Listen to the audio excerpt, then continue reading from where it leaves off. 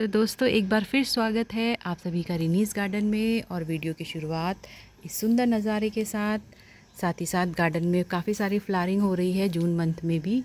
और मैं आज करने वाली हूँ कुछ ऐसा काम, क्योंकि बारिशें हो गई हैं यहाँ पर, तो कुछ रिपोर्टिंग के काम पेंडिंग थे तो मैं वही कर रही थी। तो सोचा क्यों ना शेयर कर लेती हूँ। और काफ़ी सारी रिपोर्टिंग तो हो चुकी है, लेकिन एक रिपोर्टिंग बची है तो वही आपके साथ शेयर करने वाली हूँ। तो आइए चलते हैं अपने टॉपिक के पास। इस प्लांट की रिपोर्टिंग होनी है वो है ये चांदनी का प्लांट। और इसमें कितनी सारी बर्ड्स बनी हुई हैं, पर लेकिन रिपोर्टिंग करना बहुत ज़रूरी है दोस्तों इसका। साथ ही मैंने लिया है एक नया गमला इसके लिए। बहुत सारी सूखी हुई पत्तियां आपको नज़र आ रही होंगी। और मेरे गार्डन की जो मिट्टी है वो भी जो किसी खाद से कम नहीं है। ये देखो दोस्तों, इस तरह से रिपोर्टिंग करने पर हमें ये मिट्टी मिलती है, और जो कि इतनी भुरभुरी और काली है। इसके अंदर खुद ही सारे न्यूट्रिएंट्स हैं।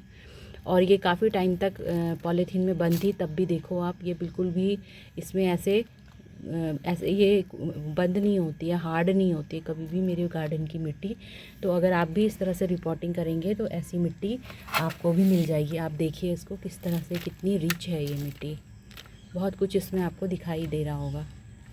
तो साथ ही साथ मैंने कुछ अपना गार्डन का जो वेस्ट निकलता है वो भी रखा हुआ है, गार्डन वेस्ट रखा हुआ है।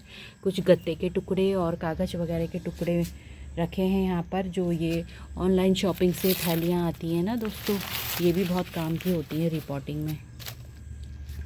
और ये सूखे पत्ते मैंने आपको दिखा दिए। ये मेरा सूखा हुआ किचन वेस्ट है, सूखा हुआ किचन वेस्ट है फ्रेंड्स।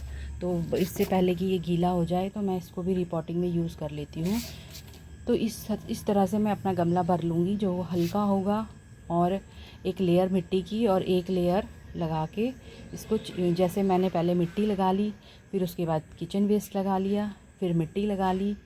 सबसे पहले मिट्टी लगाऊंगी, फिर गत्ते लगाऊंगी, क्योंकि जो पानी निकलता है ना उसका, जो भी ये हमारी किचन वेस्ट और ये पत्तों का पानी, तो ये गत्ते उसको सोख लेते हैं और बाहर गंदगी भी नहीं होती है, और साथ ही साथ न्यूट्रिएंट्स अंदर ही बने रहते हैं।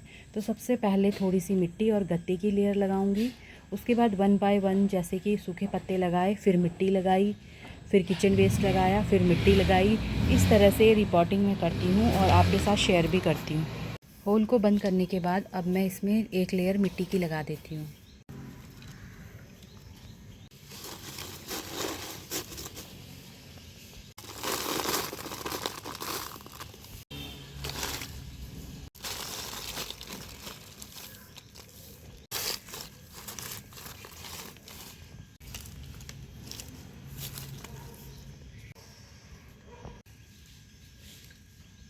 इस तरह से 1 बाय 1 मिट्टी और सभी चीज़ों की लेयर लगाने के बाद काफ़ी भर चुका है गमला।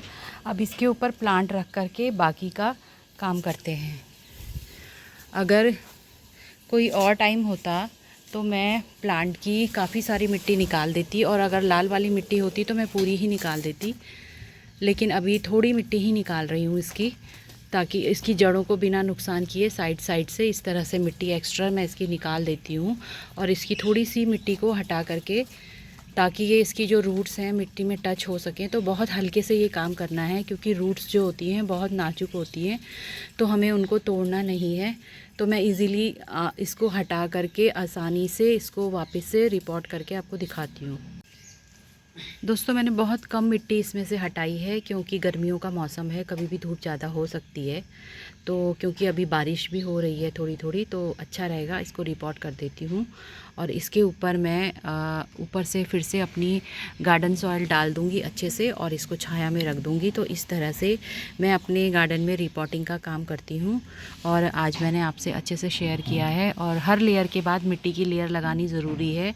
और सबसे ऊपर जो है गत्ता और कागज़ की लेयर लगा दी है, ताकि जो भी मटेरियल है नीचे वो अच्छे से डिकम्पोज हो जाए। और गत्ते और उसकी लेयर के बाद मैंने एक मिट्टी की लेयर भी लगाई है गत्ते कागज़ की लेयर के बाद, और तब इसको रखा है। तो जो नीचे का मटेरियल है, जब तक जड़ें नीचे जाएंगी ये डिकम्पोज हो जाएगा, और हमारे प्लांट्स को खाद मिलती रहेगी। तो बार बार इसमें खाद देने की ज़रूरत नहीं पड़ेगी, मिट्टी हल्की रहेगी, और इस तरह से ये पोरस मिट्टी बन करके तैयार हो जाएगी, जिसमें कि बिल्कुल भी ये टाइट नहीं होती है और प्लांट्स को ईज़िली ऑक्सीजन मिल जाती है।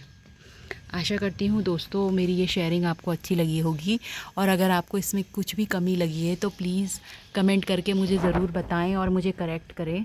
Thank you for watching.